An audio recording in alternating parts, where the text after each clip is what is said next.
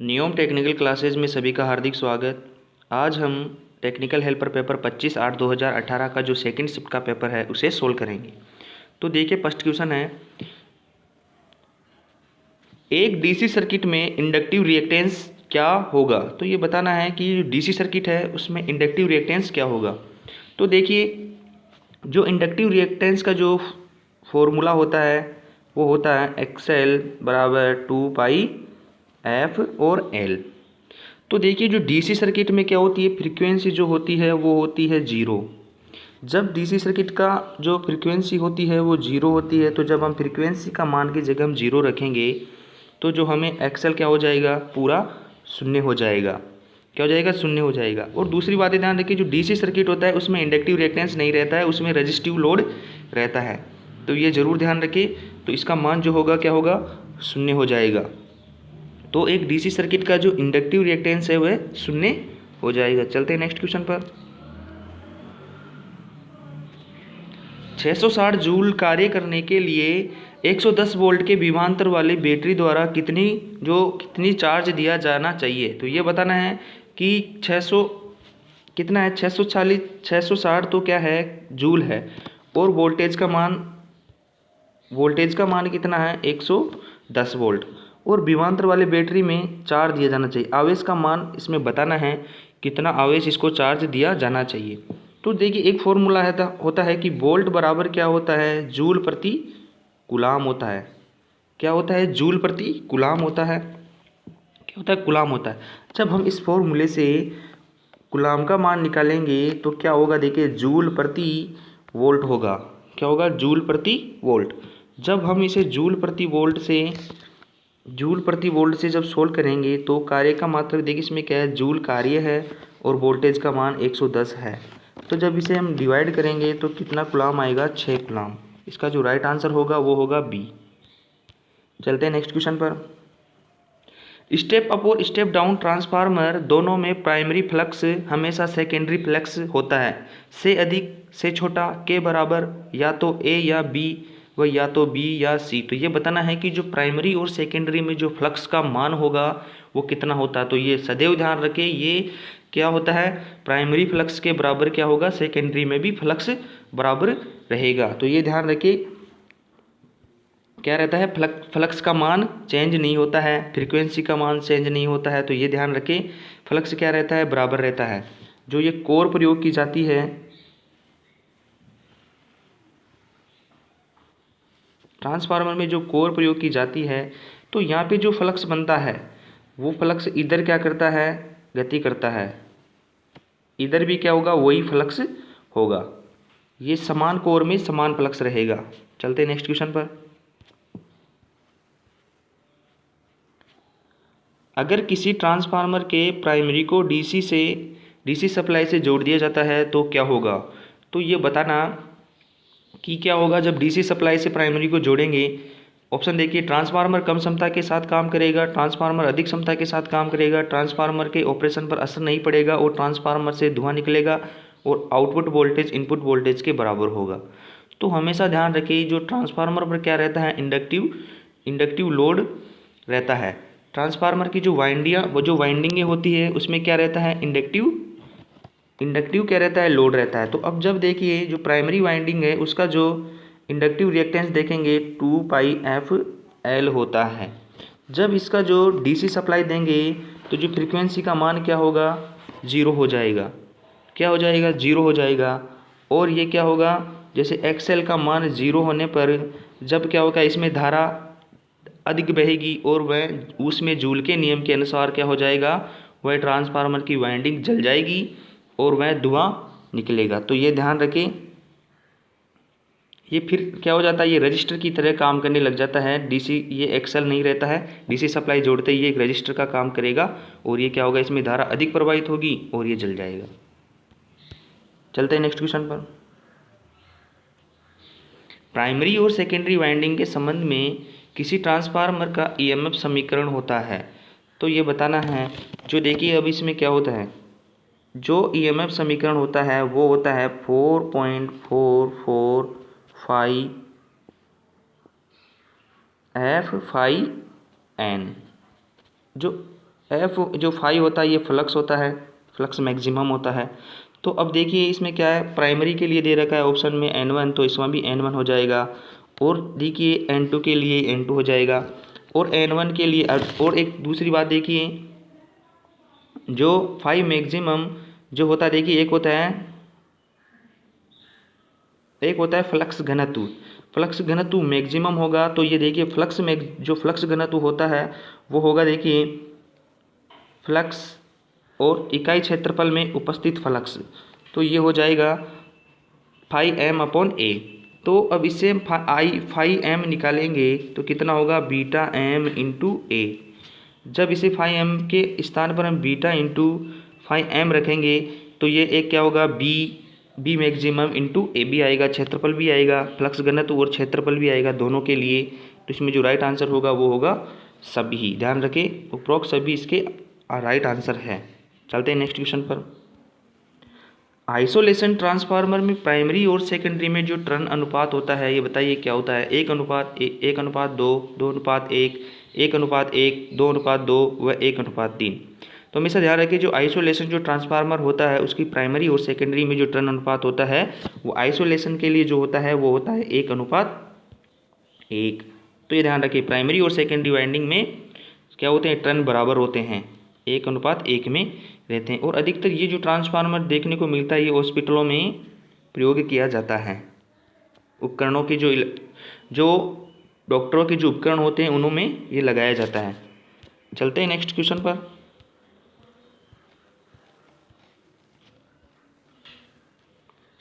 1500 volt 50 hertz supply से जोड़े गए क्या है, देखिए प्राइमरी टर्न है 250 और सेकेंडरी टर्न है 50 और सिंगल फेज ट्रांसफार्मर के लिए फ्लक्स घनत्व का मान कितना होगा। तो ये फ्लक्स घनत्व का मान बताना है। तो देखिए इसमें क्या होगा, देखिए जो समीकरण होता है वो E बराबर 4.445 मैक्सिमम F और N होता है, ठीक है। और जो फ्लक्स का मान होगा वो बताना है कितना होगा। तो जब हम फ्लक्स का मान निकालेंगे इसमें तो क्या हो जाएगा, देखिए फाई बराबर E upon 4.44 F into N, इससे हम डिवाइड कर देंगे। तो अब देखिए इसमें मान रख लेते हैं एक बार। जो E का मान कितना है, इसमें E का मान है, वोल्ट का मान है 1500। अब देखिए इसमें जो 4.44 है और आगे देखिए इसमें जो फ्रिक्वेंसी कितनी है 50 हर्ट्ज है। और इसमें जो टर्न है प्राइमरी में कितने हैं 250। तो क्या होगा, प्राइमरी के फ्लक्स के बराबर ही क्या होगा, सेकेंडरी में भी फ्लक्स क्या रहेगा, समान रहेगा। तो अब जब देखिए इनको डिवाइड करेंगे, 0 से 0 कैंसिल हो गया है, 5 तिया 15 हो गया है। और जब देखिए ये जो 0.00 कितने हैं, 0.404 है, इसे हम ऐसे भी कर सकते हैं 444/100। जब 100 ऊपर क्या हो जाएंगे, ये ऊपर चले जाएंगे, तो जब ये कितना हो जाएगा 300 हो जाएगा। और जब देखिए 300 में जब हम 5 से डिवाइड करेंगे, 5 25 और 6 60 हो गया। और जब 60 को 5 से करेंगे कितना हो गया 12, कितना हो गया है 12 हो गया। अब जब हम क्या करते हैं, जब हम 12 में जब हम 444 का भाग देंगे तो ये पूरा नहीं जाएगा। तो इसके लिए जब हम क्या करेंगे, 1 0 लगाएंगे पॉइंट, फिर 1 0 लगाएंगे, फिर 0 लगाएंगे। अब हम इसे 400 कितनी बार देंगे, 4 4, तो 4 दूनी 8, कितनी 2, लगभग 2 बार जाएगा। तो देखिए जो इसका 0.02 देख लीजिए पहले कहाँ पे कौन से ऑप्शन में है, 0.02, इसे बी ऑप्शन में है। तो इसका जो राइट आंसर होगा वो बी होगा। चलते हैं नेक्स्ट क्वेश्चन पर। एक सीरीज सर्किट के लिए वेक्टर आरेख तैयार करते समय संदर्भ वेक्टर क्या होता है। तो ये बताना है जो सीरीज सर्किट होता है। तो ये ध्यान रखिए ये सीरीज सर्किट है। अब सीरीज सर्किट में जो क्या होता है कि समान क्या रहती है, उसमें धारा रहती है। तो क्या रहती है, समान क्या रहती है। तो इसका जो सीरीज सर्किट का जो वेक्टर आरेख होगा वो क्या होगा, धारा। क्योंकि इसमें क्या रहती है, इसमें धारा करंट जो रहती है समान रहती है। तो इसका क्या होता है, एक वेक्टर आरेख होता है। जो क्या रहता है, वेक्टर आरेख क्या होता है, एक वेक्टर आरेख रहता है। क्या निर्भर करता है ये करंट पर। चलते हैं बी। इसका जो राइट आंसर होगा वो होगा बी। चलते हैं नेक्स्ट क्वेश्चन पर। सर्वो मोटर होती है मूल रूप से एक होता है। सर्वो मोटर एक क्या होता है ये बताना है। यूनिवर्सल मोटर है, सिंगल फेज मोटर है, 2 फेज मोटर है, या फिर 3 फेज इंडक्शन मोटर है, या फिर 3 फेज सिंक्रोनस मोटर है। तो ध्यान रखिए जो एसी जो सर्वो मोटरें होती हैं, जो एसी की जो सर्वो मोटरें होती हैं वह 2 फेज इंडक्शन मोटरें होती है। तो ये ध्यान रखिए जो एसी की जो सर्वो मोटरें होती हैं वो क्या होती है, 2 फेज इंडक्शन मोटरें होती हैं। चलते हैं नेक्स्ट क्वेश्चन पर। अगर 10 वाट का बल्ब, यदि 10 वाट का बल्ब 10 घंटे से ऑन है तो बिजली की जो खपत की मात्रा होगी, तो ये बताना है कि जो बिजली की जो मात्रा होगी वो होगी, देखिए शक्ति गुना समय, ठीक है। और किलोवाट घंटा में हमें बताना है तो कितना से 1000 से डिवाइड कर देंगे। तो अब देखिए 100 वाट इंटू 10 घंटे, और अब इनका मान हमें बताना है किलोवाट में, ठीक है। तो 1000 से हम इसे डिवाइड कर देंगे तो 3 जीरो से 3 जीरो, तो बचा कितना, 1 किलो वाट घंटा। इसका जो राइट आंसर होगा वो होगा सी। तो ये ध्यान रखें 1 किलो वाट घंटा क्या करेगा, खपत करेगा, यदि 10 वाट का बल्ब 10 घंटे तक ऑन रहता है तो। चलते हैं नेक्स्ट क्वेश्चन पर। शॉर्ट पिच कॉइल के लिए जो पिच फैक्टर होता है ये बताना है कि शॉर्ट पिच जो होती है उसके लिए जो कॉइल पिच होगा 1 से कम होगा, 1 के बराबर होगा, 1 से अधिक होगा, 0 होगा, 2 के बराबर होगा। तो जो शॉर्ट पिच जो कॉइल होती है उसका जो पिच फैक्टर होता है वाइंडिंग पिच बटा पोल पिच होता है पिच फैक्टर। तो ये जो होता है ये 1 से कम होता है। क्या होता है, शॉर्ट पिच के लिए 1 से कम, लॉन्ग पिच के लिए 1 से अधिक, और फुल पिच के लिए 1 के बराबर। तो ये ध्यान रखें, एक होता है शॉर्ट पिच, इसका मान होता है क्या होता है, देखिए इकाई से कम, 1 से कम, ठीक है। और एक होता है फुल पिच, एक होता है फुल पिच, इसका मान होता है इकाई। एक होता है लॉन्ग पिच, जो लॉन्ग पिच का मान होता है वो होता है इकाई से अधिक। तो ये ध्यान रखें। चलते हैं नेक्स्ट क्वेश्चन पर। बैटरियों को समांतर में क्यों जोड़ा जाता है। तो ध्यान रखिए जो बैटरियों को समांतर में क्यों जोड़ते हैं, देखिए ये एक समांतर सर्किट है, प्लस माइनस, इस प्रकार से ये क्या है, प्लस माइनस। और क्या ध्यान रखना है, इनकी ध्रुवताएं भी क्या रखनी चाहिए, समान रहनी चाहिए, प्लस माइनस प्लस। जब हम इसे, ये तो हो गया है इसका वोल्टेज का मान, और ये हो गया इसकी जो करंट की मान की दिशा इधर हो गई, इसकी इधर हो गई, इधर इसकी हो गई। तो ये ध्यान रखिए समांतर सर्किट में जब हम एक वोल्टेज स्रोत और जोड़ेंगे तो वोल्टेज का मान तो समान रहेगा, लेकिन क्या होगा, धारा का मान बढ़ जाएगा। तो ये ध्यान रखिए समांतर जो सर्किट होता है उसमें, समांतर सर्किट का जो प्रयोग किया जाता है बैटरियों में वह वोल्टेज क्षमता बढ़ाने के लिए प्रयोग किया जाता है, और सीरीज जो सर्किट का प्रयोग किया जाता है वो वोल्टेज क्षमता बढ़ाने के लिए किया जाता है। तो इसका जो राइट आंसर होगा, देखिए बैटरियों में समांतर में क्यों जोड़ा जाता है, तो बैटरियों की वोल्ट रेटिंग बढ़ाने के लिए, या फिर वोल्ट करंट रेटिंग बढ़ाने के लिए, जो करंट कैपेसिटी क्या होगी इसकी बढ़ाने के लिए करेंगे। और जो वोल्टेज रेटिंग बढ़ाएंगे तो वो किस क्रम में बढ़ाएंगे, वो बढ़ाएंगे श्रेणी में जोड़कर, और जो करंट कैपेसिटी बढ़ाई जाती है वो समांतर में जोड़कर। चलते हैं नेक्स्ट क्वेश्चन पर। अच्छे डाइइलेक्ट्रिक का जो डिसिफेक्शन फैक्टर का क्रम में होना चाहिए, तो अच्छे डाइइलेक्ट्रिक का जो डिसिफेक्शन फैक्टर होता है वो हमेशा सबसे कम होना चाहिए। तो ये ध्यान रखिए कम से कम होना चाहिए। तो ऑप्शन देखिए 0.0002, 0.002, 0.02 या 0.1 या 0.001। तो हमेशा ध्यान रखिए जो कम से कम जो मान है वो कितना है, 0.002 इसका डाइइलेक्ट्रिक का क्या होगा, डिसिफेक्शन फैक्टर होगा। चलते हैं नेक्स्ट क्वेश्चन पर। किरचॉफ का नियम वाले सर्किट पर लागू नहीं होता है। जो किरचॉफ का नियम है वो कौन से सर्किट पर लागू नहीं होता है ये बताना है। Lumped parameter, passive element, distribution parameter, distributed parameter, या फिर नॉन लीनियर रेजिस्टेंस, या फिर वाट मीटर। तो हमेशा ध्यान रखें जो किरचॉफ का जो नियम होता है वह डिस्ट्रीब्यूटेड जो पैरामीटर होते हैं, ट्रांसमिशन लाइनें होती हैं, उनमें क्या ये प्रयोग नहीं किया जाता है, तो ये ध्यान रखें। और जो किरचॉफ का नियम AC DC दोनों पर कार्य करता है, तो ये भी ध्यान रखें। और जो किरचॉफ का नियम एक होता है करंट लॉ, एक होता है वोल्टेज लॉ। तो जो करंट लॉ होता है वो आवेश संरक्षण के सिद्धांत पर काम करता है, और जो वोल्टेज लॉ होता है वो सेकंड लॉ है, वह ऊर्जा संरक्षण के सिद्धांत पर कार्य करता है।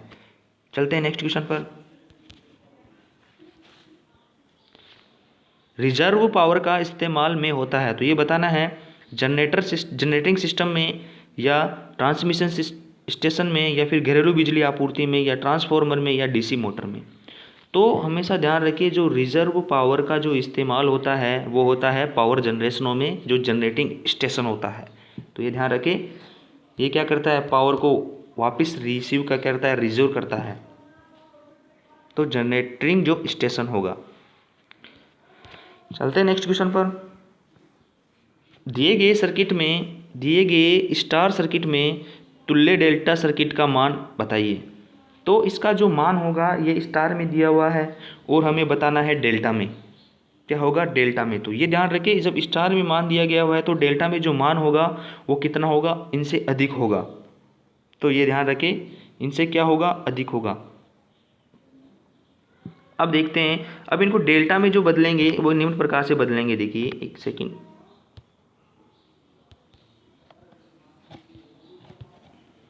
ये डेल्टा में इस प्रकार से बदलेंगे, ये डेल्टा में इसको बना देते हैं, ठीक है। और अब देखिए ये हो गई, ये हो जाती है A भुजा, ये हो जाती है B भुजा, ये हो जाती है C भुजा। अब हमें देखना है, ये तो ABC है और यहाँ पे जो डेल्टा में होगी ये A, ये छोटा B और ये छोटा C। तो हमें बताना है कि क्या बताना है, डेल्टा की जो A भुजा है उसका मान कितना होगा। तो A भुजा का मान निकालने के लिए क्या करेंगे, देखिए कितने मान का है, 1.67 और 5।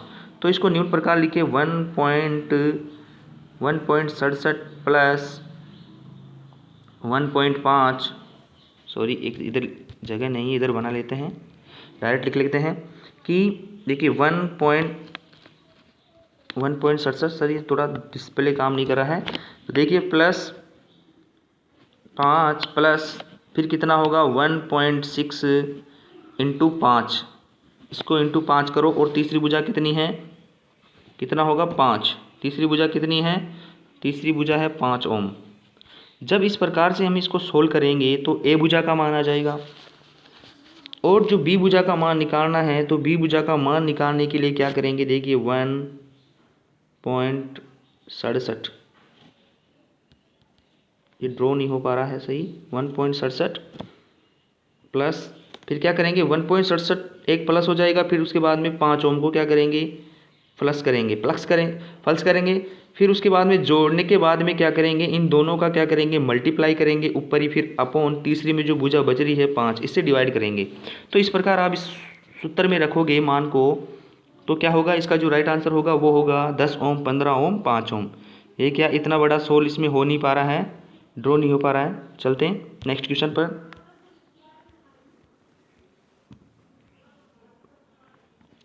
इनमें से क्या एक ट्रांसफार्मर का घटक है, coil, core, primary winding, secondary winding और इन सभी। तो ये बताना है कि जो ट्रांसफार्मर का जो घटक है कौन सा है। कोयल होती है, कोर होती है, प्राइमरी वाइंडिंग होती है, सेकेंडरी वाइंडिंग होती है और इन सब। तो जो ट्रांसफार्मर में क्या होता है, ये सभी रहते हैं, क्या रहते हैं, कोयल भी रहती है, कोर भी रहती है, प्राइमरी वाइंडिंग भी रहती है और सेकेंडरी वाइंडिंग भी रहती है। तो ये ध्यान रखें। चलते हैं नेक्स्ट क्वेश्चन पर। इलेक्ट्रिक ट्रांसमिशन और डिस्ट्रीब्यूशन सर्किट पर अचानक उत्पन्न होने वाले अत्यधिक वोल्टेज को क्या कहा जाता है। तो जो इलेक्ट्रिक जो ट्रांसमिशन और डिस्ट्रीब्यूशन सर्किट पर अचानक उत्पन्न होने वाले अधिक वोल्टेज को हम बोलेंगे सर्ज वोल्टेज बोला जाता है। तो ऑप्शन देखिए, surge voltage, lighting, short circuit, open circuit व आइसोलेशन। तो हमेशा इसका जो राइट आंसर होगा वो होगा सर्ज वोल्टेज। चलते हैं नेक्स्ट क्वेश्चन पर। इनमें से क्या कम वोल्टेज वाले सिस्टम में ज़्यादा करंट के लिए सबसे किफ़ायती सुरक्षा है। तो देखिए इनमें से कौन सा है जो कम वोल्टेज सिस्टम के लिए ज़्यादा करंट के लिए किफ़ायती होगा। Rewirable fuse, isolator, circuit breaker, air break circuit breaker या फिर फिर है इसमें वोल्टेज रेगुलेटर। तो हमेशा ध्यान रखें जो कम वोल्टेज वाले जो ओवर करंट के लिए क्या है, ओवर करंट ज़्यादा करंट के लिए जो सबसे ज़्यादा किफ़ायती होता है वो होता है फ्यूज। तो इसका जो रिवायरेबल फ्यूज होगा ओवर करंट के लिए, ठीक है, ओवर करंट के लिए क्या होगा, कौन सा किफ़ायती होगा, कम वोल्टेज वाले के लिए रिवायरेबल फ्यूज। चलते हैं नेक्स्ट क्वेश्चन पर। एक ट्रांजिस्टर में एमीटर की जो करंट है उसका मान निर्धारित करें यदि उसकी जो कलेक्टर करंट है, जो उसकी कलेक्टर करंट है वो है 0.9 मिली एम्पियर और जो बेस धारा है वो 20 मिली एम्पियर। तो अब देखिए जो कलेक्टर जो करंट होगा आई बराबर आई बी प्लस आई सी के योग के बराबर होता है, और जो इन दोनों की तुलना में ई का मान कितना होता है, अधिक होता है, ये भी ध्यान रखें। तो अब देखते हैं आई सी का मान कितना मान रखा है इसमें, 0 मिली एम्पियर। तो देखिए कोई पॉइंट में आंसर है क्या, और 0.9 में भी है क्या, 0.9 में आंसर नहीं है, तो 7.5 आंसर नहीं हो सकता। तो अब देखिए इसमें जो क्या है, जो कलेक्टर करंट है उसको कितना माना है, ये 0.9 है, इसे कितना मान लिया है, 1 मिली एम्पियर मान लिया है। तो अब देखिए बेस जो धारा है वो 20 मिली एम्पियर है, और प्लस जो इसको करंट की जो कलेक्टर की करंट है इसे माना है 0.9 को क्या माना है 1। तो ये हो जाएगा, इसको जोड़ने पर कितना होगा, 21 मिली एम्पियर। तो देखिए इसका जो राइट आंसर है वो 21 मिली एम्पियर कौन से ऑप्शन में है, ई में। इसका जो राइट आंसर होगा वो होगा ई। चलते हैं नेक्स्ट क्वेश्चन पर। इनमें से किस परिपथ में जो वियोजक की जो वोल्टेज रेंज होती है वो सबसे कम होती है, एयर ब्रेक परिपथ वियोजक की, टैंक प्रकार के की, या फिर एयर ब्लास्ट परिपथ की, या फिर SF6 परिपथ की, या वैक्यूम परिपथ की। तो हमेशा ध्यान रखें जो सबसे कम जो वोल्टेज रेंज होगी वो होगी एयर ब्रेक परिपथ वियोजक की। इसका जो प्रयोग किया जाता है वह 650 वोल्ट तक, 650 वोल्ट तक हम इसका प्रयोग कर सकते हैं, इसकी रेंज सबसे कम होती है। और जो एयर ब्लास्ट परिपथ वियोजक होता है, जो ये सेकंड होता है, ये क्या होता है, ये GSS पर किया जाता है 33 kV तक, ये 33 kV से अधिक तक ये प्रयोग किए जाते हैं। जो SF6 होते हैं ये सबसे ज़्यादा क्षमता होती है SF6 सर्किट ब्रेकर की कितनी होती है, 33 kV 66 kV से भी अधिक होती है, 132 kV तक भी ये काम करता है SF6। और जो वैक्यूम परिपथ होता है इसकी भी उस क्षमता होती है। टैंक प्रकार के जो तेल परिपथ होते हैं उनके भी अधिक क्षमता होती है। तो सबसे कम जो क्षमता होगी वो होगी एयर ब्रेक परिपथ वियोजक की। चलते हैं नेक्स्ट क्वेश्चन पर।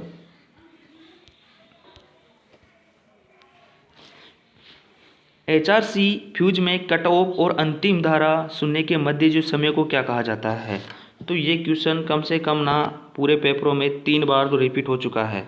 तो देखिए ये इस प्रकार से होता है, करंट का फॉल्ट हुआ, आर्क उत्पन्न हुई और आर्क समन हो जाती है। तो जो इसे बोला जाता है प्री आर्किंग, और इसे बोला जाता है आर्किंग, और इसे बोला जाता है ऑपरेटिंग टाइम। ये ध्यान रखिए ऑपरेटिंग टाइम, इसे ऑपरेटिंग टाइम बोला जाता है। तो ये बोल रहा है कि कट ऑफ और अंतिम धारा, जो अंतिम धारा ये और कट ऑफ ये, फॉल्ट हुआ, उत्पन्न हुआ, दोष उत्पन्न हुआ, फॉल्ट हो गया, फॉल्ट होने के बाद धारा समन हो गई, तो इनका जो मध्य जो होता है इसे बोला जाता है आर्किंग समय, इसे बोला जाता है आर्किंग समय। इसका जो राइट आंसर होगा ये ध्यान रखें। चलते हैं नेक्स्ट क्वेश्चन पर। यदि लाइव तार धातु की केसिंग के संपर्क में, यदि लाइव तार है जो धातु की केसिंग के संपर्क में आता है तो अतिरिक्त धारा कहाँ स्थानांतरित होगी, पावर हाउस में, भू संपर्क तार में, या फिर डायनेमो में, या ट्रांसफार्मर में, या मोटर में। तो जो लाइव वायर है जो केसिंग से संपर्क में होगा, यदि धातु की ये कोई वायर है, यदि यहाँ पर क्या है एक धातु की केसिंग है और ये क्या की गई है, अर्थ की गई हुई है, ठीक है, और जब ये इसे टच होगा तो क्या होगा, अतिरिक्त जो धारा जाएगी वो कहाँ पे स्थानांतरित होगी, वह होगी भू संपर्क तार में। भू संपर्क तार में इसका जो राइट आंसर होगा वो होगा बी, ध्यान रखें बी। चलते नेक्स्ट क्वेश्चन पर। इनमें से विद्युत ऊर्जा का एक पारंपरिक स्रोत नहीं है। तो ये बताना है एक पारंपरिक जो स्रोत नहीं है, एक होता है गैर पारंपरिक, एक होता है पारंपरिक। जो पारंपरिक जो होते हैं वो होते हैं उसके अंतर्गत आते हैं, देखिए पारंपरिक के अंतर्गत आते हैं कोयला, पेट्रोल, गैस और डीजल। ये क्या होता है, इनका जो खपत हो जाने के बाद में इन्हें पुनः प्राप्त नहीं किया जा सकता। जब इनकी जो उपयोगिता है ये है कि जब ये संपूर्ण रूप से समाप्त हो जाएंगे, ये क्या हो जाते हैं, ये संपूर्ण रूप से समाप्त होने वाले हैं। जैसे कोयला होता है, कोयले को राख में बदल जाने पर उसे उपयोग में नहीं लिया जा सकता। और जो गैर परंपरागत होते हैं, जो गैर परंपरागत होते हैं वो होते हैं हवा। तो इसमें बताना है कि परंपरागत स्रोत कौन सा नहीं है, तो वो गैर परंपरागत होगा, तो वह है हवा। हवा हुआ, विंड, हवा इसे विंड बोलते हैं, वाटर बोलते हैं, वाटर सौर ऊर्जा, ये क्या होते हैं, ये एक प्रकार के क्या होते हैं, गैर परंपरागत स्रोत होते हैं। इसका जो राइट आंसर होगा वो होगा 1। चलते हैं नेक्स्ट क्वेश्चन पर। शक्ति को उच्च वोल्टेज पर संचरण लाइन में संचरित किया जाता है, क्यों? तो जो शक्ति होती है उसको संचरण लाइन में क्यों किया गया, क्यों किया, मतलब उसमें उच्च वोल्टेज पर संचरण क्यों किया जाता है ये बताना है। कुछ समूह की लागत घट जाती है, धारा घट जाती है, क्षमता बढ़ जाती है, प्रेरकत्व समान रहता है, और ए और सी दोनों। तो ध्यान रखिए, जब हम वोल्टेज को उच्च वोल्टेज पर संचरण करेंगे तो क्या होगी, धारा भी कम होती है, धारा का मान कम हो जाएगा, जिससे लॉसेज कम हो जाएंगे, और लॉसेज कम होंगे, और उसमें क्या होगी, जैसे वायर हैं, वायर पतले प्रयोग में लेंगे, ज़्यादा मोटे प्रयोग में नहीं लेंगे, उससे क्या होगा, खर्चा कम होगा। तो संवाहक की लागत क्या हो जाती है, घट जाती है। संवाहक की लागत एक तो घट जाती है, और जो केबल की जो संचरण लाइन की जो क्षमता होती है वो मोस्ट इम्पोर्टेंट है, वो उसकी जो एफिशिएंसी है वो बढ़ जाती है। ठीक है। शक्ति उच्च वोल्टेज पर संचरण लाइन में संचरित किया जाता है, क्यों? क्योंकि उसकी संवाहक की लागत घट जाती है, क्षमता बढ़ जाती है, और धारा भी घटती है, लेकिन ऑप्शन में नहीं दे रखा है। तो जो टॉप ऑप्शन होंगे, संवाहक की लागत घटेगी, खर्चा कम आएगा, और क्षमता इसकी जो एफिशिएंसी है वो बढ़ जाएगी। ये मुख्य कारण होता है। चलते हैं नेक्स्ट क्वेश्चन पर। इसका जो राइट आंसर होगा वो ए और सी दोनों। मुख्य कारण हमें धारा घटाना नहीं है, उनकी संवाहक की लागत को घटाना है और क्षमता को बढ़ाना है। चलते हैं नेक्स्ट क्वेश्चन पर। मुख्य क्षेत्र फ्लक्स में आर्मेचर फ्लक्स के प्रभाव क्या कहा जाता है? जब मुख्य फ्लक्स पर आर्मेचर के जो क्षेत्र का जो फ्लक्स का जो प्रभाव होता है, आर्मेचर के फ्लक्स पर मुख्य क्षेत्र फ्लक्स का जो प्रभाव होता है उसे बोला जाता है, ऑप्शन देखिए, आर्मेचर कम्यूटेशन, आर्मेचर रिएक्शन, क्षेत्र कम्यूटेशन, क्षेत्र रिएक्शन या करंट। तो हमेशा ध्यान रखिए, उसे बोला जाता है आर्मेचर रिएक्शन। जो आर्मेचर रिएक्शन बोला जाता है, जिसमें क्या होता है, मुख्य फ्लक्स पर आर्मेचर फ्लक्स का क्या होता है, एक प्रभाव होता है, उसे बोला जाता है आर्मेचर रिएक्शन। चलते हैं नेक्स्ट क्वेश्चन पर। निम्नलिखित में से किस डीसी जनरेटर में वर्धित वोल्टेज अभिलक्षण होते हैं? तो कौन से डीसी जनरेटर में वर्धित वोल्टेज अभिलक्षण होंगे? सीरीज में होंगे या शंट में होंगे, कम्युलेटिव में होंगे या ओवर कंपाउंड में होंगे? तो हमेशा ध्यान रखें, जो वर्धित वोल्टेज अभिलक्षण होंगे वो शंट में भी नहीं होंगे, ओवर में भी नहीं होंगे, ठीक है, और कम्युलेटिव में भी नहीं होंगे। तो जो वर्धित जो वोल्टेज जो अभिलक्षण होंगे वो होंगे सीरीज जनरेटर में। क्या होते हैं, वर्धित वोल्टेज अभिलक्षण। जो वर्धित वोल्टेज का जो बढ़ने का जो गुण पाया जाता है वो कौन से में पाया जाता है, वर्धित डीसी जनरेटर में पाया जाता है, सीरीज जनरेटर में पाया जाता है। चलते हैं नेक्स्ट क्वेश्चन पर। श्रेणी मोटर में वोल्टेज ईबी और आईए के संबंध में सही संबंध क्या होगा? तो देखिए, जो श्रेणी मोटर होती है, मोटरों में जो बैक ईएमएफ का जो संबंध होगा वो होगा V माइनस IA और RA, और जो वोल्टेज का जो संबंध होगा वो होगा EB प्लस IA और RA। तो ये ध्यान रखें, IA और RA। जब हम देखिए V माइनस IA RA, तो आगे जो हम सीरीज में देखेंगे तो इसमें क्या हो जाएगा, देखिए जो IA जो करंट होती है सीरीज में क्या रहती है, वो समान रहती है, और रेजिस्टेंस क्या हो जाता है, आर्मेचर का रेजिस्टेंस प्लस और RAC, ये क्या होते हैं, दोनों जुड़ जाते हैं, जुड़ने वाले प्रकृति के होते हैं। तो देखिए ऑप्शन में कौन सा होगा, प्लस इसे कर देते हैं EB बराबर V। तो ये फॉर्मूला कौन से ऑप्शन में, ये देखिए, तो जो ये फॉर्मूला है ये है डी वाले ऑप्शन में। कि कौन से वाले में है, डी वाले में, कि V बराबर EB plus IA RA plus IA RAC, ये हो जाएगा। जबकि ये नहीं होगा, क्योंकि इसमें से जब कॉमन IA निकालेंगे तो RA plus R A minus R S ही होगा। तो क्या होगा, सीरीज में घटता नहीं है रेजिस्टेंस, सीरीज में जुड़ जाता है, इस वजह से क्या होगा, ये इसका जो राइट आंसर होगा। चलते हैं नेक्स्ट क्वेश्चन पर। डीसी मशीन में चाल नियंत्रण की जो वार्ड लियोनार्ड पद्धति में कितने मशीनें प्रयुक्त होती है? तो ये ध्यान रखिए, जो वार्ड लियोनार्ड मेथड होता है, वार्ड लियोनार्ड जो पद्धति होती है, ये सामान्य से अधिक चाल प्राप्त करने के लिए प्रयोग की जाती है। इसका जो राइट आंसर होगा उसमें 3 मोटरें होती हैं। पहली होती है थ्री फेज मोटर होती है, एक 3 फेज मोटर होती है। दूसरी फर्स्ट एक 3 फेज मोटर होती है, दूसरी होता है इसमें एक डीसी जनरेटर होता है, और एक होती है, तीसरी होती है इसमें डीसी मोटर। ये क्या होता है, इसमें 3 मशीन प्रयोग की जाती है। एक होती है 3 फेज की मोटर, 3 फेज एसी मोटर, और एक होती है डीसी जनरेटर, एक होता है डीसी मोटर। तो 3 मशीनें प्रयुक्त की जाती है, ध्यान रखें। चलते हैं नेक्स्ट क्वेश्चन पर। ब्रीदर में सिलिका जेल किसे अवशोषित करता है? तो नमी को, धूल को, ऊष्मा को, वाइब्रेशन को या शक्ति को? तो जो ब्रीदर में जो सिलिका जेल होती है वह नमी को अवशोषित करती है। नमी अवशोषित करने के बाद में क्या हो जाती है, हल्के गुलाबी रंग की हो जाती है। और शुष्क अवस्था में जो सिलिका जेली का रंग होता है वो होता है सफ़ेद। चलते हैं नेक्स्ट क्वेश्चन पर। ट्रांसफार्मर तेल क्या कार्य करता है? तो ये बताना है। इंसुलेशन और शीतलन, लुब्रिकेशन, या ये लुब्रिकेशन तो होता नहीं है ट्रांसफार्मर में, ठीक है। और क्या होता है, शीतलन भी होता है और केवल इंसुलेशन भी। मतलब ये दोनों का कंबाइंड कौन सा है ऑप्शन में देखिए, इंसुलेशन और शीतलन। तो इसका जो राइट आंसर होगा वो होगा एक। और आकाशीय विद्युत से सुरक्षा नहीं करता है, ये क्या करता है, इंसुलेशन और शीतलन करता है। ट्रांसफार्मर का जो ऑयल होता है वह इंसुलेशन और शीतलन को काम में लिया जाता है। चलते हैं नेक्स्ट क्वेश्चन में।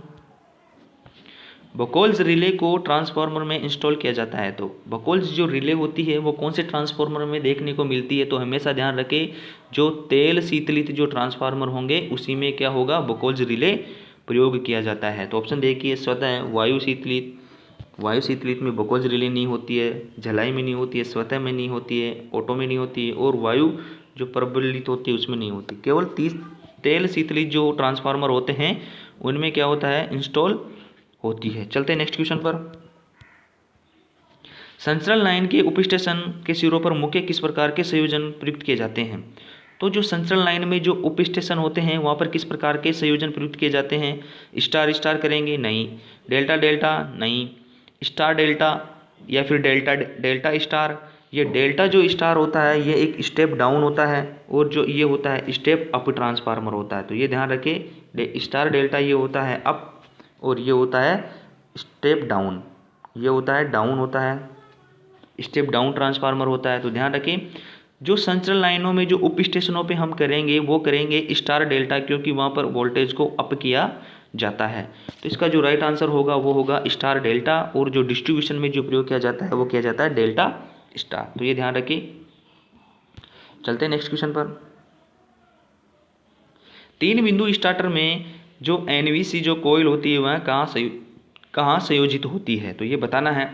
आर्मेचर परिपथ में, क्षेत्र परिपथ में, मुख्य आपूर्ति पर, या आर्मेचर और क्षेत्र परिपथ के मध्य या भार पर?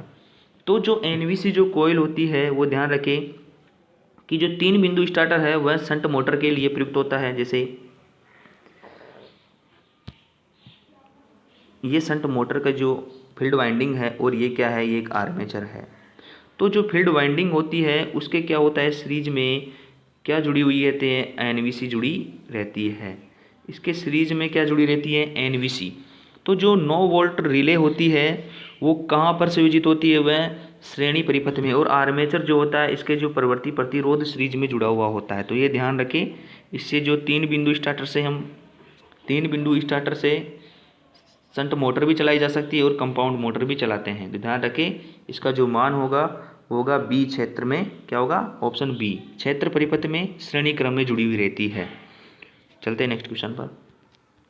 निम्न में से किसके मापन के लिए टेकोमीटर इस्तेमाल किया जाता है? तो जो टेकोमीटर होता है ये आवृत्ति मापता है, या शक्ति मापता है, वोल्टेज मापता है, आरपीएम चाल में मापता है, रेस्टेंट मापता है? ध्यान रखिए, जो टेकोमीटर होता है ये शाफ्ट की स्पीड को मापता है, और वो किस में मापता है, आरपीएम में मापता है। तो ध्यान रखें, ये शाफ्ट की क्या करता है, अक्षीय गति को मापता है। किसको मापता है, अक्षीय गति, ध्यान रखें अक्षीय गति को मापता है, ये मापता है अक्षीय गति को मापता है, ध्यान रखें अक्षीय गति को। चलते हैं नेक्स्ट क्वेश्चन पर। निम्नलिखित में से किसके लिए उच्चतम स्तर की प्रतिदीप्ति की आवश्यकता होगी, प्रूफ रीडिंग में, शयन कक्ष में, अस्पताल कक्ष में, रेलवे प्लेटफॉर्म पर या कक्षाओं में। तो हमें जो पूरी प्रूफ जो रीडिंग होती है, जो सत्यता की जांच की जाती है मुहिम तरीके से, उनमें क्या होती है, उच्चतम स्तर की क्या होती है, प्रतिदीप्ति की आवश्यकता होती है। तो इसे बोला जाता है प्रूफ रीडिंग। क्या हो जाता है, प्रूफ रीडिंग। चलते हैं नेक्स्ट क्वेश्चन पर। पारद वाष्प लैंप का जो प्रकाश होता है वो किस प्रकार से होता है। जो पारा वाष्प होता है इसे बोला जाता है मरकरी वेपर लैंप। तो ध्यान रखिए जो मरकरी जो वेपर लैंप होता है, जो मरकरी जो वेपर लैंप होगा उसका जो प्रकाश का रंग होगा वह किस प्रकार से होगा, ये बताइए। गुलाबी होगा, पीला होगा, हरा नीला होगा, सफ़ेद होगा या लाल होगा। तो जो पीला होता है, ध्यान रखिए पीला जो होता है ये होता है सोडियम का, ये होगा सोडियम वेपर लैंप का होगा। जबकि जो हरा और नीला होगा वो होगा पारा वाष्प लैंप का। तो इसका जो राइट आंसर होगा वो होगा हरा, जो होगा वो किसका होगा, वो होगा पारा वाष्प लैंप का। हरा और नीला का एक कंबाइंड होता है, वो होता है पारा वाष्प लैंप का। चलते हैं नेक्स्ट क्वेश्चन पर। निम्नलिखित में से ठंडा कैथोड लैंप कौन सा है। तो ये बताना है कौन से लैंप को ठंडा कैथोड लैंप भी कहा जाता है। तो जो नियोन जो लैंप होता है उसे, उसका दूसरा नाम उसे हम ठंडा कैथोड लैंप के नाम से भी जानते हैं। तो ये ध्यान रखें। हीलियम लैंप नहीं होगा, और जो जनरल सर्विस लाइट ये भी नहीं होती है, इसमें ठंडा कैथोड लैंप नहीं होता है, पारावास भी नहीं होता है, ट्यूब लैंप में भी नहीं होता है। तो ये होगा नियोन लैंप में क्या होता है, एक ठंडा कैथोड लैंप होता है। तो ध्यान रखिए इसका दूसरा नाम क्या नाम है, नियोन लैंप का दूसरा नाम है ठंडा कैथोड लैंप। चलते हैं नेक्स्ट क्वेश्चन पर। घरेलू वायरिंग में छोटी इकाइयों के लिए सुरक्षा उपयोग में निम्नलिखित में से उपयोग किसका इस्तेमाल किया जाता है। तो ये बताना है जो घरेलू वायरिंग में छोटी इकाइयों के लिए जो सुरक्षा उपयोग में हेतु निम्नलिखित में से किसका इस्तेमाल करेंगे, मिनिएचर सर्किट ब्रेकर का, एमसीबी का प्रयोग करेंगे। एसीबी का नहीं कर सकते, ओसीबी का, ऑयल सर्किट ब्रेकर का भी नहीं करते हैं, और एमसीसीबी का भी नहीं करते हैं, मॉड्यूलेट कैश सर्किट ब्रेकर का भी नहीं करते हैं, इनमें से कोई नहीं। तो जो प्रयोग किया जाता है घरेलू में वो किया जाता है एमसीबी का। चलते हैं नेक्स्ट क्वेश्चन पर।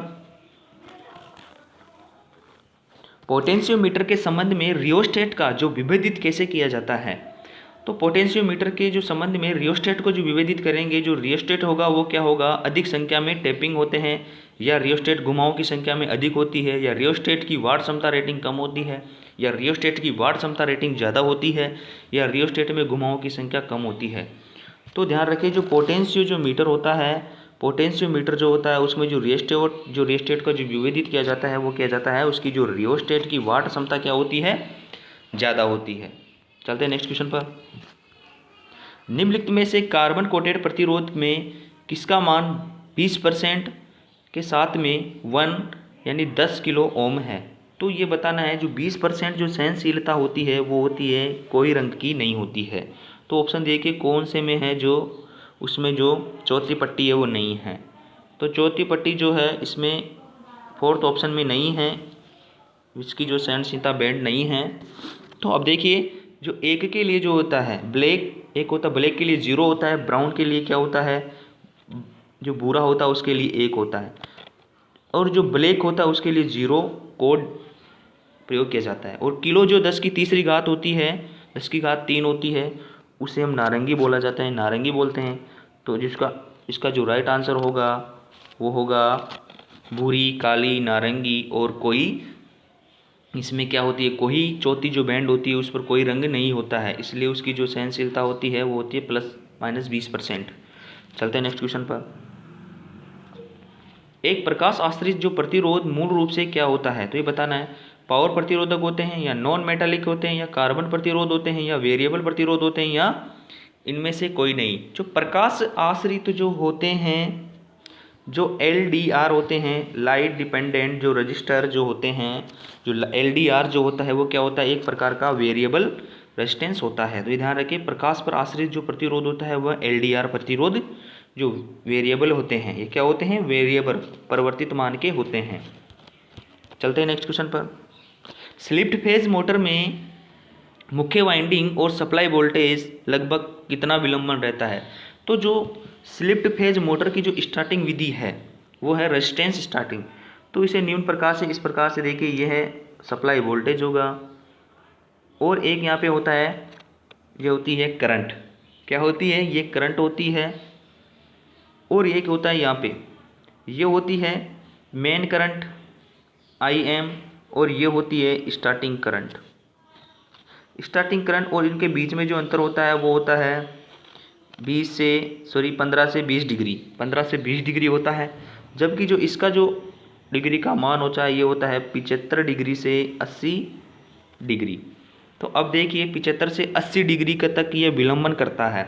तो ऑप्शन देखिए, इसमें मान रखा है, ऑप्शन जो विभाग ने आंसर माना है वो माना है 90 डिग्री माना है। लगभग कितना विलंबन रहती है, ये वोल्टेज से पच रहती है। जो मेन जो फील्ड की जो मेन जो करंट होती है, मेन वाइंडिंग की, वो कितनी रहती है, वो रहती है 90 डिग्री। इसमें राइट आंसर माना है, कितना माना है, 90 डिग्री। चलते हैं नेक्स्ट क्वेश्चन पर।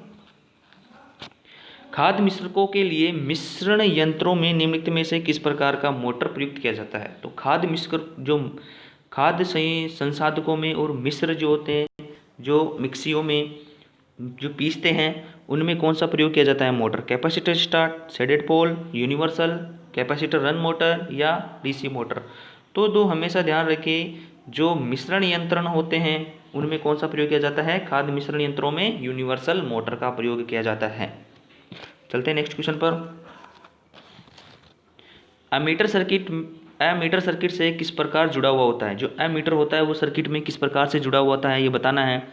समांतर में जोड़ेंगे, सीरीज में जोड़ेंगे, रिवर्स में जोड़ेंगे, ओपन पथ में जोड़ेंगे, या तो A या फिर C। तो एमीटर को हम जोड़ेंगे, सीरीज में जोड़ा जाता है। वोल्ट मीटर को समांतर में जोड़ा जाता है, ओम मीटर को समांतर में जोड़ा जाता है, फ्रीक्वेंसी मीटर को समांतर में जोड़ा जाता है। तो ये ध्यान रखें, मीटर कॉइल के समांतर रूप से जुड़े एक कम प्रतिरोध के तार को क्या कहा जाता है। तो जो मीटर कॉइल में जो समांतर रूप में जुड़े हुए कम प्रतिरोध को बोलेंगे मल्टीप्लायर, जम्फर या शंट या सीरीज, इनमें से कोई नहीं। तो समांतर रूप से जुड़े हुए रजिस्टर को हम बोलते हैं शंट रेजिस्टेंस। ये ध्यान रखें, ये कम प्रतिरोध के तार को क्या होता है, ये एक होता है मीटर कॉइल में, जो मीटर की जो कॉइल में समांतर रूप से क्या जुड़े हुए रेजिस्टेंस को हम बोलेंगे शंट रेजिस्टेंस। चलते हैं नेक्स्ट क्वेश्चन पर। व्हीटस्टोन विधि निम्नलिखित में से किसे मापन के लिए प्रयुक्त होती है। जो व्हीटस्टोन विधि होती है वो वोल्टेज, करंट, शक्ति, प्रतिरोध या धारिता। तो हमेशा ध्यान रखें, जो व्हीटस्टोन जो विधि होती है ये प्रतिरोध ज्ञात करने के लिए प्रयोग की जाती है। और एक होती है केल्विन विधि होती है, डबल केल्विन विधि होती है, ये प्रतिरोध ज्ञात करने की क्या है, विधियाँ हैं। चलते हैं नेक्स्ट क्वेश्चन पर। ऊर्जा मीटर में प्रयुक्त इलेक्ट्रोमैग्नेटिक कोर किससे बने होते हैं। जो ऊर्जा मीटर के बताने हैं, जो इलेक्ट्रोमैग्नेटिक जो कोरें होती हैं वो किसकी बनी होती है, कार्बन की, रजत की, सिलिकॉन स्टील की, फास्फोरस ब्रांच की या तांबे की। तो जो ऊर्जा मीटर में जो कोरें प्रयोग की जाती है वो हमेशा ध्यान रखें सिलिकॉन स्टील की बनी होती है, जो ट्रांसफार्मर की भी बनी होती है।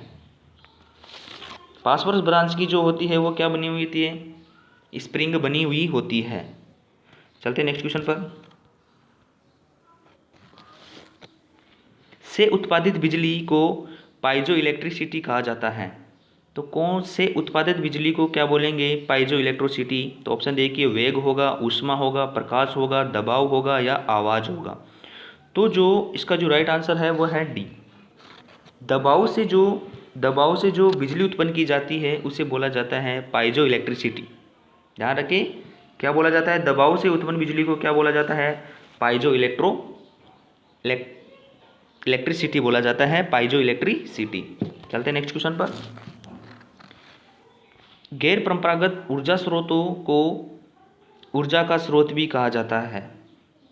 तो जो गैर परंपरागत जो स्रोत होते हैं उनके स्रोतों को क्या कहा जाता है? ऑप्शन देखिए, नवीनीकरण, गैर नवीनीकरण, उत्पादक व निर्माण करने वाली, इनमें से कोई नहीं। तो जो गैर परंपरागत जो ऊर्जा स्रोत होते हैं उन्हें क्या बोला जाता है? उन्हें बोला जाता है नवीनीकरण। और जो परंपरागत जो स्रोत होते हैं उन्हें क्या बोला जाता है? गैर नवीनीकरण। उनका वापस से क्या नहीं किया जा सकता? उसे वापस से नया नहीं बनाया जा सकता। जैसे कोयले का जो उपयोग होने के बाद वो राख बन जाता है, लेकिन राख से वापस कोयला नहीं बना सकते, तो वो एक गैर नवीनीकरण है। और नवीनीकरण है ऊर्जा समाप्त नहीं होती है, इसे क्या नवीनतम रूप में प्रयोग किया जाता रहता है। चलते नेक्स्ट क्वेश्चन पर। कोयला या लिग्नाइट जलने से बॉयलर संयंत्र में क्या होगा? कोयला या लिग्नाइट जलने से बॉयलर जो संयंत्र होता है तो उसमें क्या होगा? देख, गतिज ऊर्जा विद्युत ऊर्जा में परिवर्तित होगी, यांत्रिक ऊर्जा विद्युत ऊर्जा में परिवर्तित होगी, या स्थितिज ऊर्जा विद्युत ऊर्जा में परिवर्तित होगी, या रासायनिक ऊर्जा विद्युत ऊर्जा में परिवर्तित होगी, ऊष्मा ऊर्जा में परिवर्तित होगी, विद्युत ऊर्जा यांत्रिक ऊर्जा में परिवर्तित होगी। तो हमेशा ध्यान रखिए, कोयला क्या होता है? एक केमिकल रिएक्शन से बना हुआ होता है। ये एक कोयला, ये केमिकल होता है। तो ये रासायनिक ऊर्जा से क्या करता है? ये जलता है। जलने से क्या करता है? ये एक ऊष्मा उत्पन्न करता है। क्या करेगा? ऊष्मा उत्पन्न करेगा। तो इसका राइट आंसर होगा वो होगा डी। चलते हैं नेक्स्ट क्वेश्चन पर। स्थैतिक बिजली का उत्पादन किस कारण से होता है? प्रकाश से होता है, चुंबक से होता है, ऊष्मा से होता है, घर्षण से होता है, या आवाज़ से होता है? तो जो स्थैतिक बिजली का जो उत्पादन है वो किसके कारण होता है? वो होता है घर्षण के कारण। तो ये ध्यान रखें, किससे कारण होता है? ये होता है घर्षण के कारण। नेक्स्ट क्वेश्चन देखिए, 3 प्रतिरोध 20 ओम, 30 ओम, 60 ओम समांतर में जुड़े हुए हैं तो संयुक्त प्रतिरोध ज्ञात करें।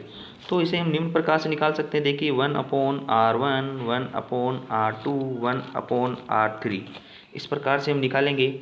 जब इसका मान रखेंगे 1/20 प्लस 1/30 प्लस 1/60, जब इसका एलसीएम लेंगे तो 60। और देखिए, 20 को जब 60 से डिवाइड करेंगे कितनी बार जाएगा? 3 बार। जब 30 को 60 से डिवाइड करेंगे 2 बार, और 60 को 60 से करेंगे 1 बार। तो कितना मान हुआ इसका? 3 2 5 1 6। तो ये हो गया 6/60। ये 1/RT का मान है। तो हमें निकालना है RT का मान। तो क्या हो जाएगा? उल्टा हो जाएगा, 60/6। तो इसका मान जो होगा वो होगा 10 ओम। इसका जो राइट आंसर होगा वो होगा 10 ओम। चलते हैं नेक्स्ट क्वेश्चन पर।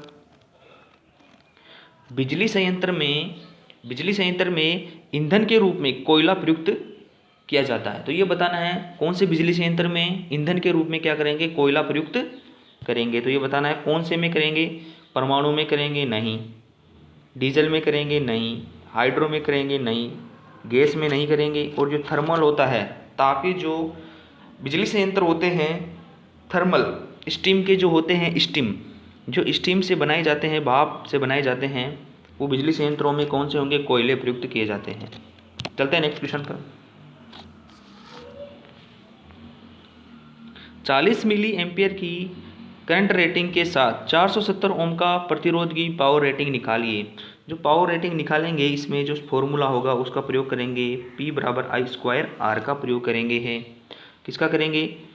तो देखिए, 40 इंटू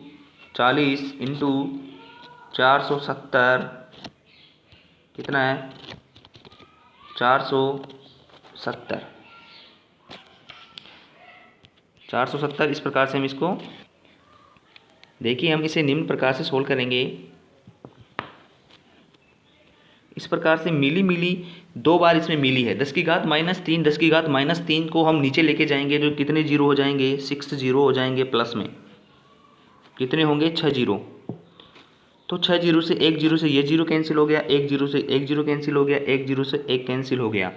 ऊपर कितने होंगे? देखिए, 4 चौके 16 इंटू कितने होंगे? 47, और नीचे होंगे अपॉन 1000 में।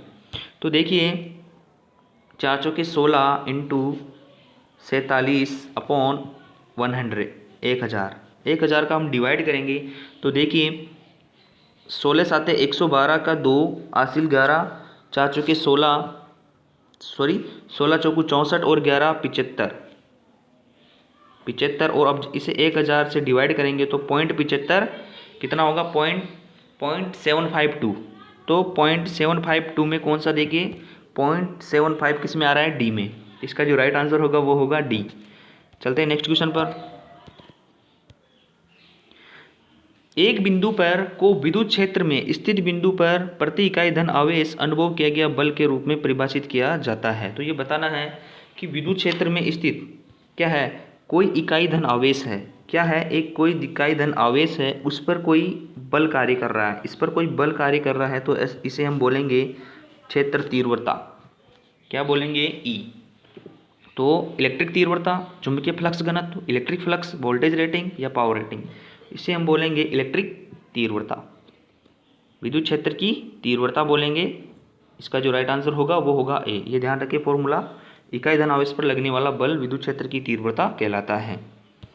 चलते हैं नेक्स्ट क्वेश्चन पर।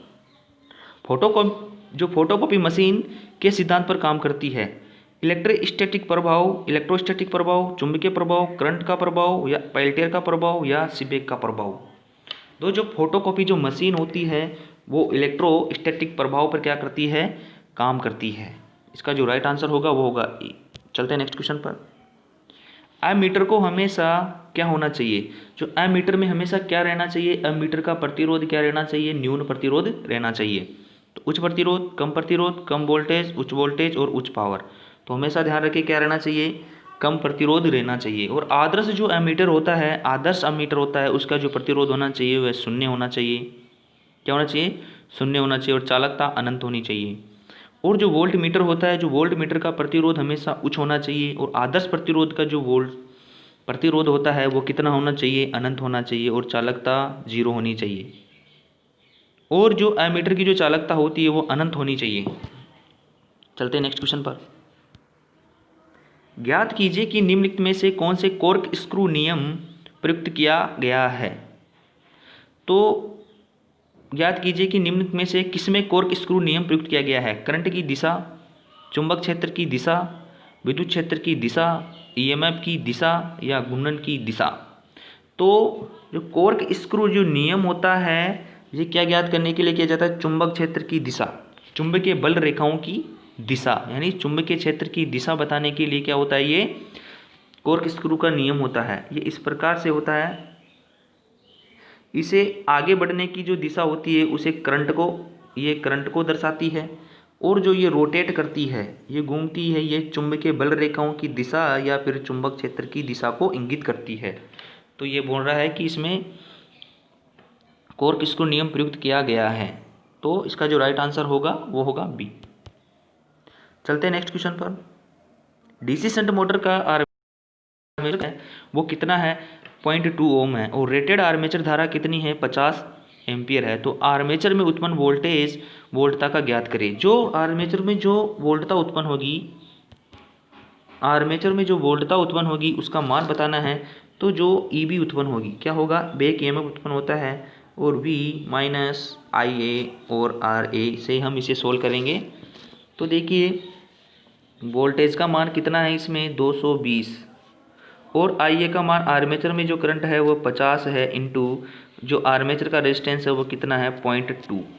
जब इसे पॉइंट को हटाएंगे, पॉइंट से हटाएंगे तो क्या आएगा, नीचे अपॉन 10 कर देंगे। और 10 को जब हम 50 से डिवाइड करेंगे तो कितना होगा, अब देखिए, अब 5 × 2 करेंगे कितना होगा, 10। जब हम 10 में से क्या करेंगे, देखिए 10 में 220 में से हम 10 को माइनस करेंगे तो हमें जो ईबी मान होगा, आर्मेचर में जो उत्पन्न वोल्टता का मान होगा वो कितना होगा, 210 वोल्ट। इसका जो राइट आंसर होगा वो होगा 210 वोल्ट। चलते हैं नेक्स्ट क्वेश्चन पर। चुंबक में चुंबकीय बल का क्या कारण है। इसमें इलेक्ट्रॉन घूमने की चाल, इसमें स्पेस किरणें, पृथ्वी के अंदर स्थित बड़े चुंबक के कारण, पृथ्वी के कारण या चुंबक की दिशा के कारण। तो चुंबक में चुंबकीय बल का क्या कारण होता है। यदि चुंबक है उसमें जो चुंबकीय बल है, जो चुंबकीय जो फोर्स काम कर रहा है उसका कारण क्या है, क्योंकि उसमें इलेक्ट्रॉनों के जो घूमने की चाल है, क्या है उसके अंदर, क्या है, इलेक्ट्रॉनों के घूमने की चाल है। ए इसका राइट आंसर होगा। चलते हैं नेक्स्ट क्वेश्चन पर। विद्युत धारा मापने के लिए प्रयुक्त मीटर है कौन सा होता है। तो विद्युत धारा मापने के लिए बताना है, voltmeter, avometer, ohmmeter, ampere meter, amp meter या फिर वाट मीटर। जो एम्पियर जो मीटर होता है वो क्या होता है, वह विद्युत धारा को मापने में काम में लिया जाता है। चलते हैं नेक्स्ट क्वेश्चन पर। मोटर परिपथ में धारा का प्रवाह द्वारा समझा जाता है? ओम के नियम से, किरचॉफ के नियम से, जूल के नियम से, फैराडे के नियम से या फिर लेंज के नियम से। तो मोटर परिपथ में जो धारा का प्रवाह का किसके द्वारा समझा जाता है? ये एक सर्किट, इसमें क्या है, एक सर्किट बनता है, संयुक्त सर्किट बनता है, इसे किरचॉफ के नियम से क्या किया जाता है? समझा जाता है। चलते हैं नेक्स्ट क्वेश्चन पर। 1 किलोवाट के बराबर होता है। देखिए एक जो किलोवाट होगा वो कितना होगा? देखिए एक तो होता है 1.36 HP के बराबर होता है, एक होता है 1.34 HP। तो 1.36 होता है ये मीटर में होता है, 1.34 होता है ये ब्रिटिश में होता है। तो ये ध्यान रखें। तो इसमें बताना है कौन सा ऑप्शन दे रखा है, 1.1 HP या 1.34 HP, 1.5 HP या 1.66 HP या 1.75 HP। तो इसका जो राइट आंसर होगा वो होगा 1.34 HP। चलते हैं नेक्स्ट क्वेश्चन पर। निम्नलिखित में से किसकी सहायता से AC वोल्टता सरलता से बढ़ाई व घटाई जा सकती है? कन्वर्टर से, मोटर जनरेटर सेट से, ट्रांसफार्मर से, रेक्टिफायर से या जनरेटर से? तो ध्यान रखिए जो AC की वोल्टता को सरलता से हम बढ़ाने और घटाने का जो काम करते हैं वो करते हैं ट्रांसफार्मर से। किससे किया जाता है? ट्रांसफार्मर से। स्टेप डाउन करते हैं, स्टेप अप करते हैं, तो ये ध्यान रखें, ट्रांसफार्मर से। चलते हैं नेक्स्ट क्वेश्चन पर। विशुद्ध प्रेरक परिपथ का शक्ति गुणक कितना होता है? तो जो विशुद्ध प्रेरक शक्ति गुणक होता है उसका जो शक्ति गुणक का मान कितना होता है? विशुद्ध के लिए कितना होगा? 0 होगा। और कैपेसिटर परिपथ के लिए कितना होगा? उसके लिए भी 0 होगा। और प्रेरक के जो प्रतिरोध परिपथ होता है उसके लिए कितना होगा? 1 होगा। चलते हैं नेक्स्ट क्वेश्चन पर। आवृत्ति बढ़ने पर परिपथ का संधारित्र जो प्रतिरोध होगा, देखिए जो आवृत्ति बढ़ेगी तो संधारित्र प्रतिरोध कितना होगा? 2πfc। जब आवृत्ति का मान बढ़ाएंगे तो सॉरी देखिए एक बार, इसमें आवृत्ति का मान बढ़ाएंगे तो क्या होगा? xc का मान घट जाएगा, xc का मान घटेगा। इसका जो राइट आंसर होगा A। और जब हम फिर xc का मान क्या है? संधारित्र का जो आवृत्ति को हम घटाएंगे तो क्या होगा? आवृत्ति को जब हम घटाएंगे तो xc का मान बढ़ेगा। तो ये ध्यान रखें, xc का मान बढ़ जाएगा। तो इसका जो राइट आंसर है कि आवृत्ति बढ़ाने पर क्या होगा? घट जाती है, कैपेसिटिव रिएक्टेंस घट जाता है। अल्टरनेटर में रोटर के लिए आवश्यक होता है, जो अल्टरनेटर होता है उसके जो रोटर में जो सप्लाई दी जाती है वो आवश्यक होता है। DC, AC, pulsating DC, regulator wave या ट्रैपेजॉइड वेव। जो हमेशा ध्यान रखिए जो अल्टरनेटर के जो रोटर में जो सप्लाई दी जाती है वो होती है DC सप्लाई। ये एक क्या होता है? एक्साइटर के रूप में प्रयोग करता है। जो रोटर को क्या कर सप्लाई बाहर से दी जाती है उसे क्या बोला जाता है? DC सप्लाई होती है। चलते हैं नेक्स्ट क्वेश्चन पर। रोटर को DC आपूर्ति प्रदान करने वाले जनरेटर को कहते हैं। ये आगे क्वेश्चन वापस से देखिए, DC के जो रोटर की आपूर्ति देने वाला होता है, रोटर को जो DC आपूर्ति प्रदान करने वाला जो जनरेटर है वो होता है, देखिए option converter, inverter, regulator, exciter या रेक्टिफायर। तो उसे बोला जाता है एक्साइटर। क्या बोला जाता है? उत्तेजक। उसे हम बोलेंगे उत्तेजक बोलेंगे। इसका जो राइट आंसर होगा वो होगा B। चलते हैं नेक्स्ट क्वेश्चन पर।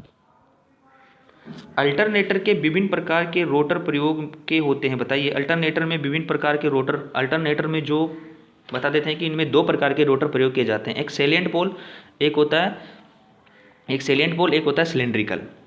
तो ये दोनों ही क्या किए जाते हैं? अल्टरनेटर में प्रयोग किए जाते हैं। तो ध्यान रखें, जो सैलिएंट पोल होता है इसकी गति कम होती है और जो सिलेंड्रिकल होता है इसकी गति अधिक होती है। सैलिएंट पोल में पोलों की संख्या अधिक होती है जबकि जो सिलेंड्रिकल में पोलों की संख्या कम रहती है। चलते हैं नेक्स्ट क्वेश्चन पर।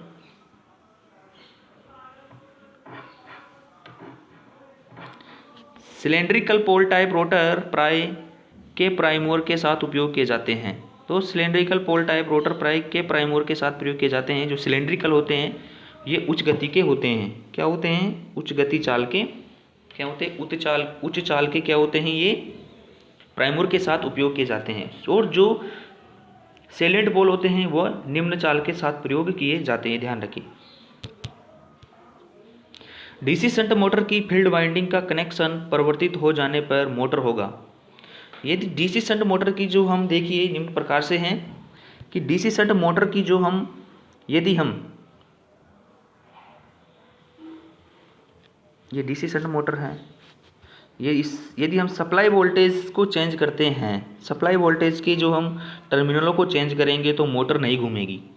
और या तो हम फील्ड के मान चेंज करें या फिर आर्मेचर के, दोनों में से एक करना पड़ेगा, तो मोटर की दिशा क्या हो जाएगी, विपरीत हो जाएगी। अब देखिए, डीसी शंट मोटर की फील्ड वाइंडिंग का कनेक्शन परिवर्तित हो जाने पर मोटर क्या होगी, विपरीत दिशा में चलेगी। इसका जो राइट आंसर होगा वो होगा बी।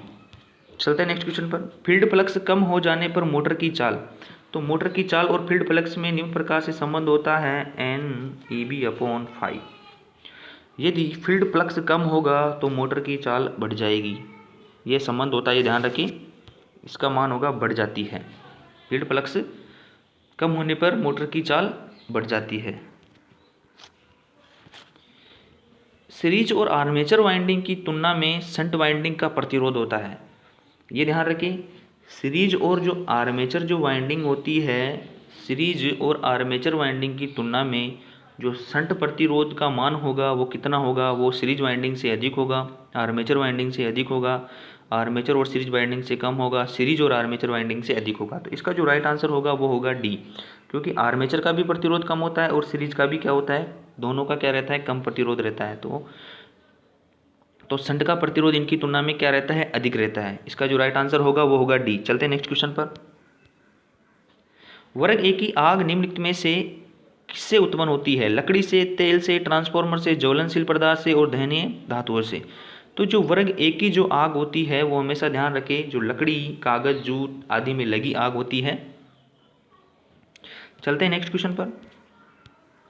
लाइटिंग होने पर चमक अच्छी होगी, यदि हमारी लाइटिंग समान और पर्याप्त है तो क्या होगा, चमक अच्छी होगी। इसका राइट आंसर होगा सी। अच्छी होगी तो चमक अच्छी होगी, नहीं। औसत अच्छी हो गई तो नहीं होगी। विस्तृत अच्छा होगा तो नहीं होगा। चमकदार अच्छा होगा तो चमक अच्छी नहीं होगी। समान और पर्याप्त होने पर क्या होता है, चमक अच्छी होनी चाहिए, क्या होगी, अच्छी होगी। लाइटिंग में समान और पर्याप्त होने पर चमक अच्छी होती है। 40 वाट ट्यूब की जो लंबाई होती है वो कितनी होती है, तो ये बताना है। 40 वाट की जो ट्यूबलाइट होती है उसकी जो लंबाई होती है वो कितनी होती है। जो 40 वाट की जो ट्यूबलाइट है, ये भी यूपीपीसीएल में भी एग्जाम में पूछा गया था कि 40 वाट की ट्यूब की लंबाई कितनी होती है, तो वो होती है 1.2 मीटर। कितनी होती है, 40 वाट की ट्यूब की लंबाई कितनी होगी, 1.2 मीटर। इसका जो राइट आंसर होगा वो होगा बी। ध्यान रखें, 1.2 मीटर इसकी क्या होती है, लंबाई होती है। फ्लोरोसेंट जो ट्यूब का औसत जीवन काल कितना होता है, तो जो फ्लोरोसेंट जो ट्यूब होती है उसका जो औसत काल कितना होता है ये बताना है। तो इसका जो राइट आंसर होगा वो होगा, फ्लोरोसेंट ट्यूब का औसत जीवन काल होता है वो होता है 6000 घंटा। कितना होता है, 6000 घंटा होता है ट्यूबलाइट का औसत जीवन काल। कितना होता है, ध्यान रखिए, 6000 घंटे तक ये क्या कर सकता है, क्या कर सकता है, इसका जीवन काल होता है। ये फ्लोरोसेंट लैम्प जो ट्यूब होता है ये 6000 घंटे तक क्या कर सकता है, चल सकता है। चलते हैं नेक्स्ट क्वेश्चन पर। एक वोल्टता प्रचालन में फिलामेंट लैम्प की जीवन अवधि होगी।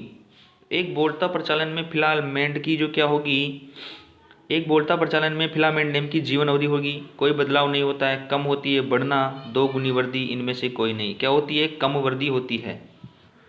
क्या होगा इसका राइट आंसर, वो होगा बी, कम वृद्धि होती है।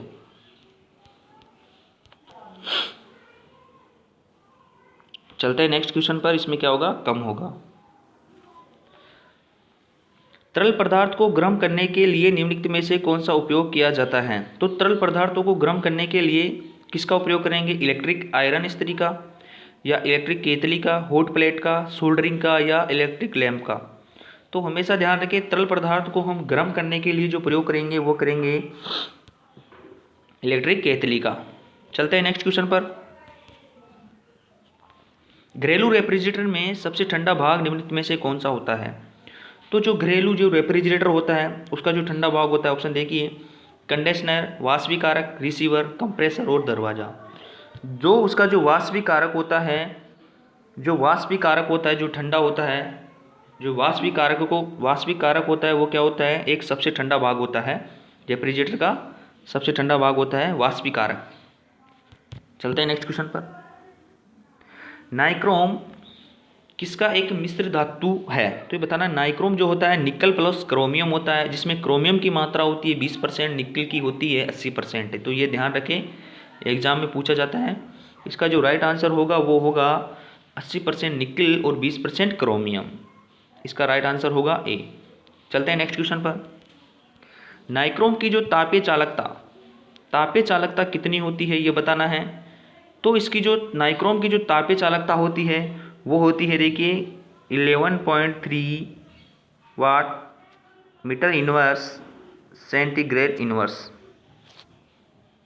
डिग्री इनवर्स होती है।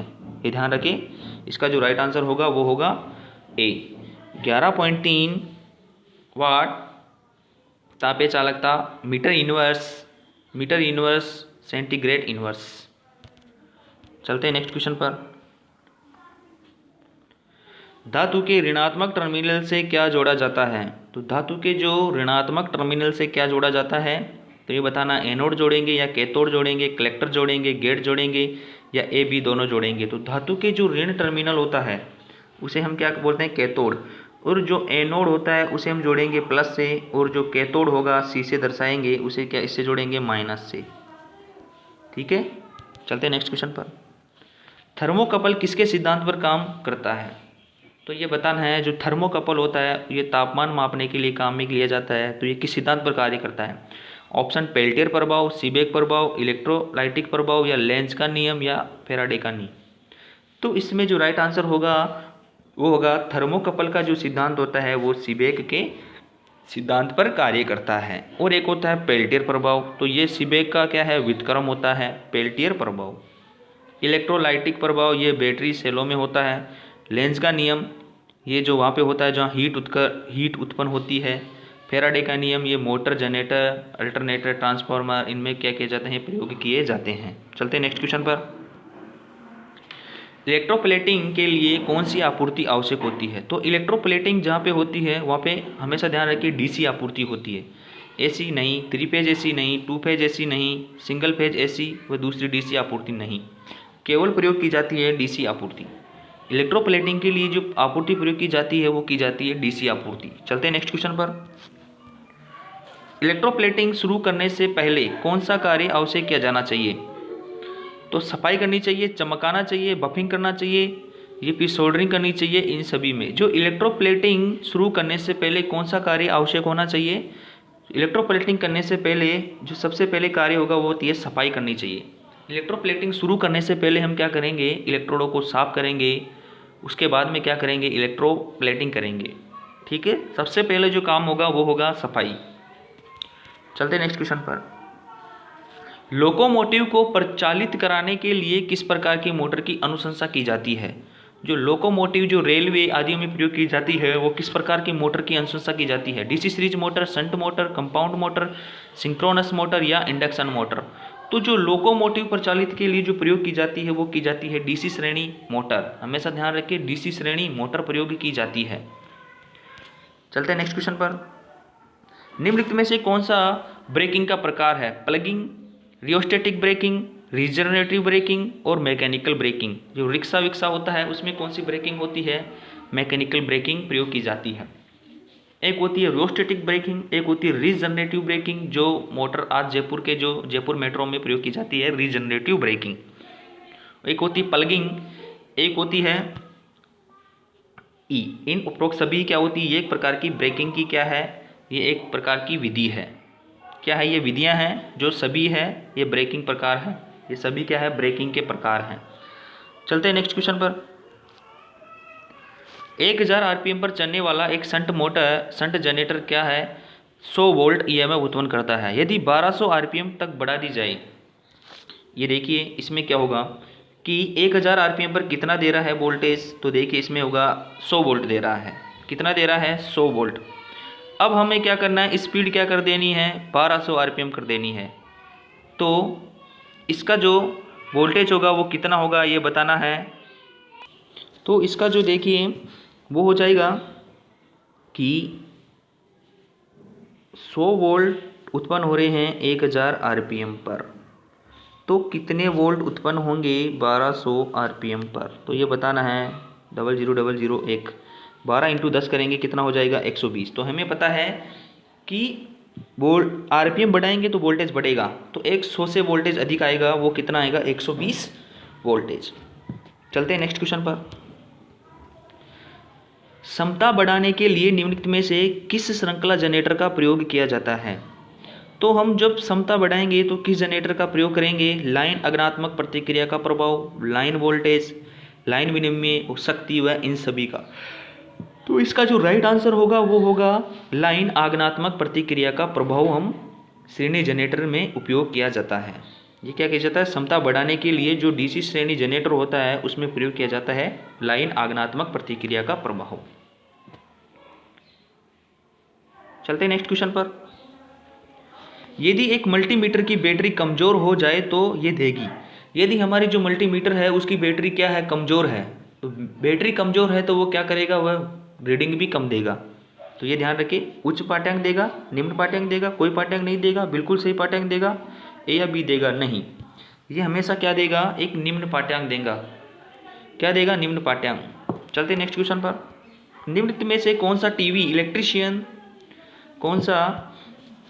निम्नलिखित में से कौन सा टीवी तकनीशियनों का जो टीवी के जो तकनीशियन होते हैं जो उपयोग करते हैं, किसका उपयोग करते हैं? कौन सा मीटर है जो बताना है जो टीवी तकनीशियनों का उपयोग करते हैं? वोल्ट मीटर का, मेगर मीटर का, ओम मीटर का, एवो मीटर का या वाट मीटर का? तो हमेशा ध्यान रखें जो टीवी तकनीशियन होते हैं, जो रेडियो को सुधारते हैं, टीवी को सुधारते हैं, उनके पास क्या होता है? एक एवो मीटर होता है।